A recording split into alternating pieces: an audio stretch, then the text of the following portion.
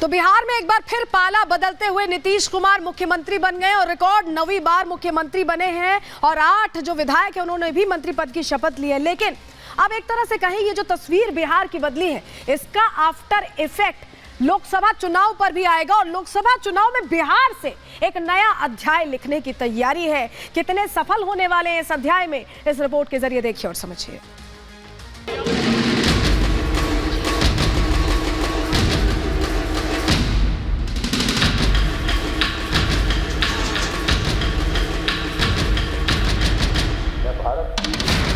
अभी खेल शुरू हुई है, आगे यही है कि खेला भी बाकी है।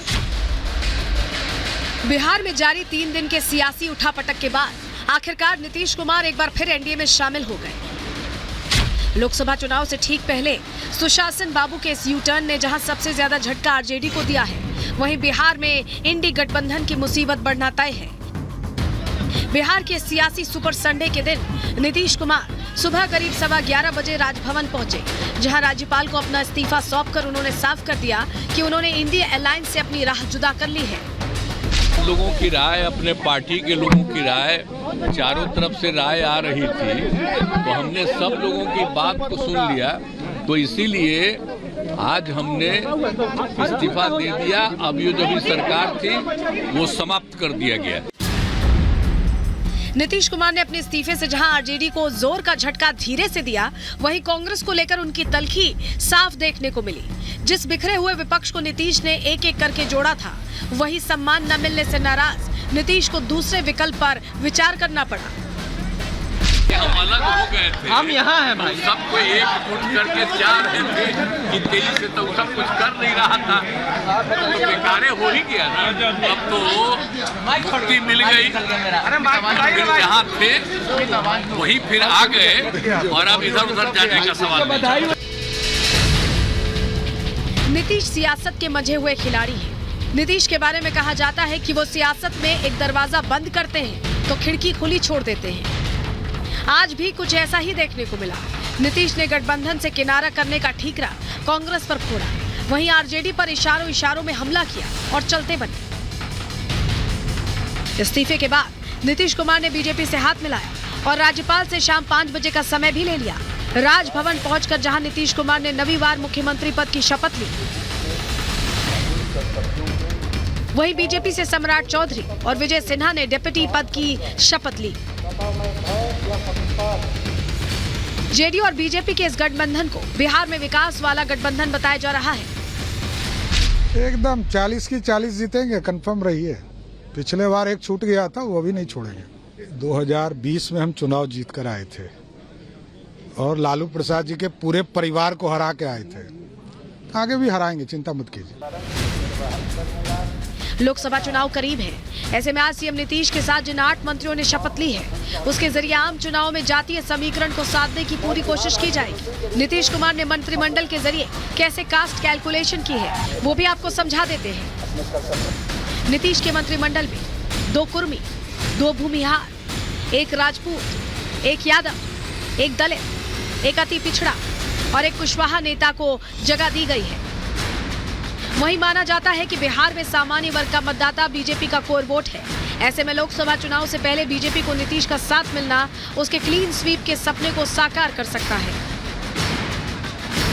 सियासत में सभी को एक साथ खुश रखना आसान नहीं है। एनडीए में शामिल चिराग पासवान ऐसे ही नेता हैं जो गठबंधन के धर्म को तो निभा रहे हैं, लेकिन नीतीश से नाराजगी खत्म नहीं हुई है। डबल इंजन की सरकारों की मेरे प्रधानमंत्री की अपनी सोच है और हम लोग का भी बिहार फर्स्ट, बिहारी फर्स्ट को लेकर विजन है। मैंने कई बार इससे पूर्व में भी कहा कि मेरा मुख्यमंत्री नीतीश कुमार जी से नीतिगत विरोध था, है। संभवतः अगर इस तरीके से ही अगर उन्हीं की ही नीतियों पे काम चला तो संभवतः वो विरोध आगे भी रहेगा। फिलहाल बिहार में नई सरकार का गठन हो गया है। जेडीयू और बीजेपी ने हाथ मिलाया है। विकास के दावे किए जा रहे हैं। साथ ही लोकसभा चुनाव में 40 सीट जीतने का लक्ष्य भी बना लिया गया है। लेकिन देखना यह दिलचस्प होगा कि इंडी गठबंधन से नीतीश के अलग होने के बाद विपक्ष क्या रणनीति अपनाता है। Bureau report, Republic Bharat. तो जो दोस्त थे अब दुश्मन हो गए हैं और जो दुश्मन थे अब दोस्त हो गए हैं और नीतीश कुमार को अब अपनी दोस्ती का ये जो अग्निपथ है इसमें साबित करना है कि वो कितने भारी पड़ने वाले हैं। जरा तस्वीर देख लीजिए, ये लिखा हुआ है नीतीश 20 हैं, ये हर जगह लिखा है, सब पर 20 नीतीश।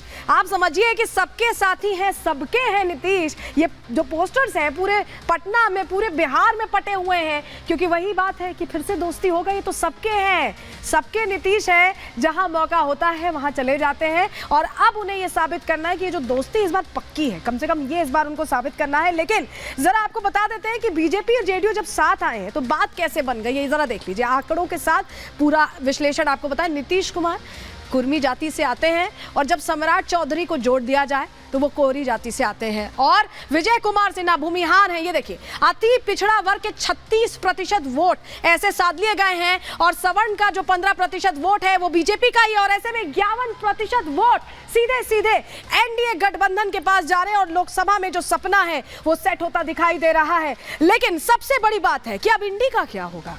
वो इंडी जो सोचता था कि नीतीश साथ चलेंगे, वो इंडी जो सोचता था कि ममता बनर्जी भी साथ जुड़ी हुई हैं, लेकिन वो तो पहले किनारे हो चुकी हैं। आम आदमी पार्टी इशारों में पंजाब के लिए कह चुकी है, दिल्ली के लिए कहना बाकी है। अब समझ नहीं आ रहा कि कांग्रेस को जब सब साइड कर रहे हैं तो कांग्रेस कैसे सबको लेके चलेगी और कैसे जो सपना साकार किया गया था, यात्राएं निकाली जा रही हैं, उसमें निष्कर्ष क्या निकलेगा। बिहार पहुंचने वाली यात्रा, रिपोर्ट इसी से जुड़ी आपको दिखाते हैं।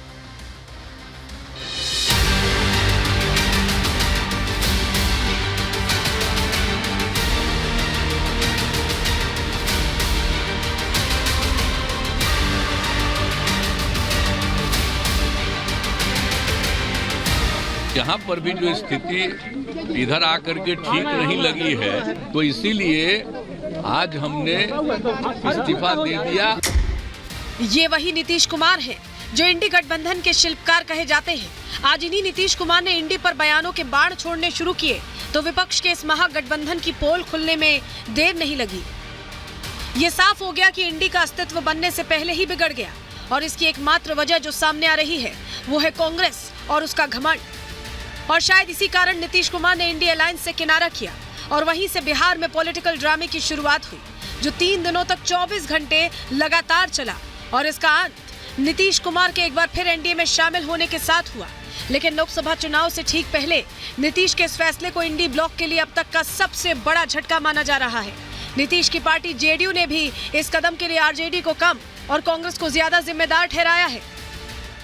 कांग्रेस पार्टी अपने सर्वाइवल के दौर से गुजर रही है। पिछले 2 लोकसभा चुनाव में नेता प्रतिपक्ष के लायक भी उनके पास सांसद नहीं थे, लिहाजा वो क्षेत्रीय जो नेतृत्व है इन दलों का उनको समाप्त करना चाहते हैं। कांग्रेस पार्टी का नेतृत्व सबको नीचा दिखा करके इसको हड़पना चाहता है। इस सियासी ड्रामे के बीच अखिलेश यादव ने भी यूपी में कांग्रेस को सिर्फ 11 सीट देने का ऐलान किया, जबकि सूत्रों के मुताबिक कांग्रेस यूपी में कम से कम 20% सीटों पर चुनाव लड़ना चाहती है।